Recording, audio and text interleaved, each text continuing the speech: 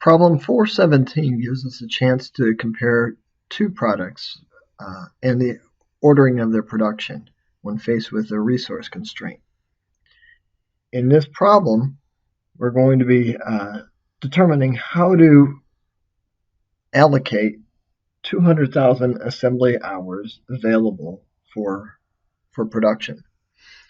Now, one thing that we want to be careful about is that a lot of times we focus on the notion of contribution margin per unit, which in this case would take the ratio of the contribution margin in total over the units that were previously sold. In other words, each unit of NX100 contributes $115 to profit.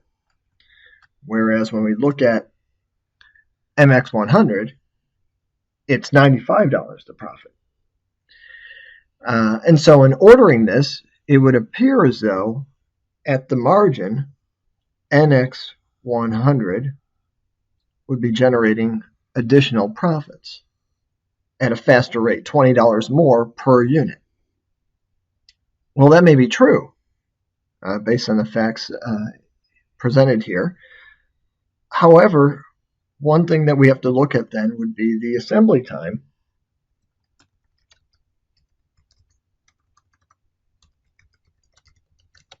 per unit, which is also given here. And for the NX100, they take 3 hours, whereas the MX100 takes 2 hours. So if we take this ratio, then the CM per hour, per assembly hour,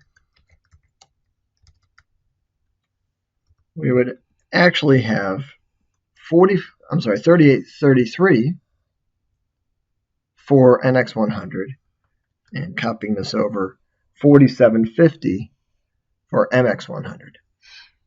So it's important to look at the resource constraint. And so what is the binding constraint here?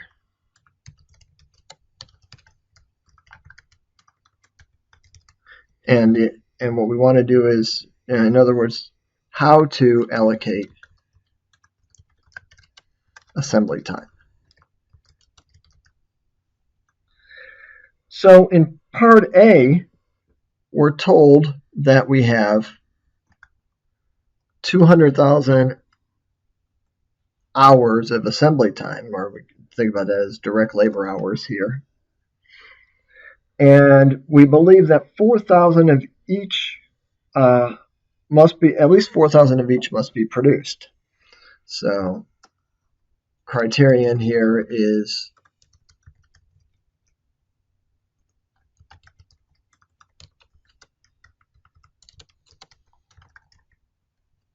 each to remain competitive.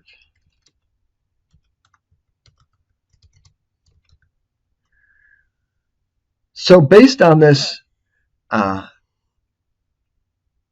based on the contribution margin per assembly hour ordering, we would first want to produce the MX100. So if we took 4,000 of each, so 4,000 units, the 4,000 shoes multiplied by the 2 hours per production, that would give us 8,000 to take off here. And then if we next produce NX100, 4,000 units, so that we're able to maintain market share, that would be the 4,000 units that take 3 hours apiece. So our total production to this point would be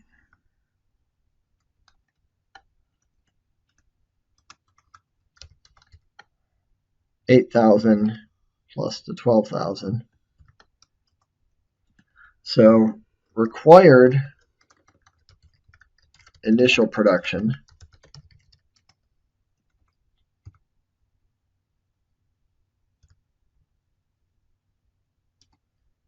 so then we have 180,000 hours available for further production.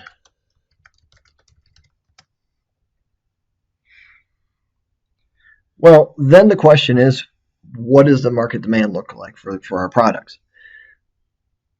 If we spend the first 20,000 hours fulfilling these minimums of 4,000 in each, which one is relatively more profitable?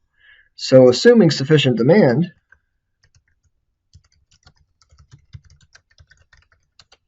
order production based on highest CM per unit of constraint. And do a little margin center here. Almost. Guess we'll have to do a little bit more there. Margin center. Get everything to wrap in there. Yeah. So out of these, so how many units of MX100 can we make here? Well, based on this time. So we take 180,000, divide by the 2 hours, and that would mean that we would have 90,000 units there. So again, 90,000 multiplying by the 2 hours will give us this. So ultimately what we have then is to make full use of our assembly resource, we would produce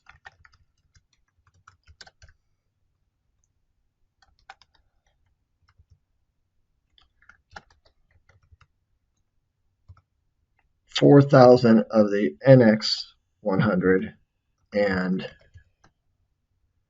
4,000 plus another 90,000 or 94,000 of the MX100. So that would be our production ordering if we were to have to produce at least 4,000 of each. Well, now the question in part B then says, well, as opposed to this, what happens if we decide that we wanted 6,000 of each?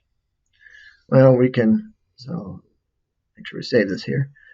Well, if we change this to 6,000 of each, we can kind of quickly see this work its way through, that we end up having to produce 3,000 fewer MX100s. So, we can back this out just so we see this again, and we can, but ultimately we should see 91,000 MX100s as far as this is concerned. So in part B,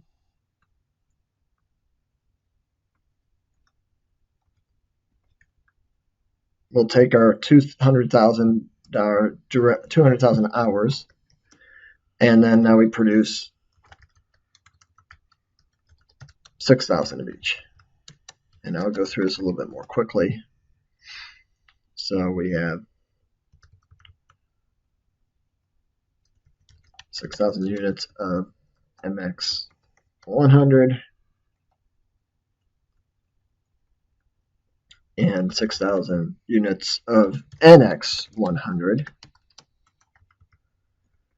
So if we take this number, multiply by the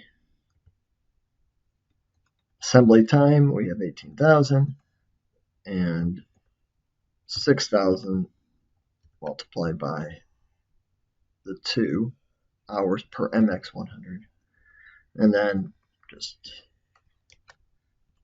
following the same formula for required production. So the available then would be similarly 170,000. So it takes us 10,000 more hours by having this required production. So available for future production, if we take the 170,000 divided by 2, we'd have 85,000 units of MX100.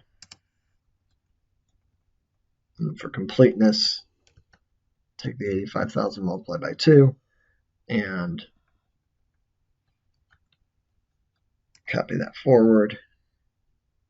And doing a little bit of cleanup here, we'll have make sure I get to the right cell.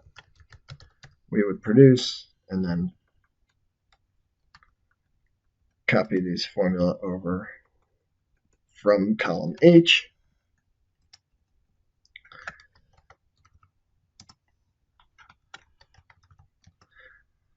So requiring the opportunity cost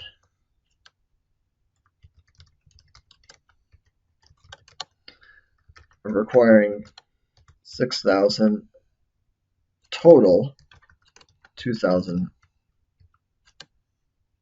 more units of NX100 is 3,000 units of MX100.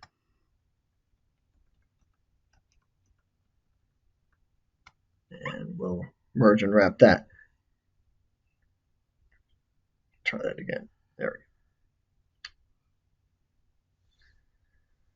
So that shouldn't be surprising, because after all, if we go back here, we see that it takes 2/3 the time to produce MX100. So since it takes less time, we would see a greater amount of lost production here. And considering that MX100 is generating the higher contribution margin per unit of the resource constraint, in other words, per unit of assembly time, this is going to generate reduced profits relative to what it could have been.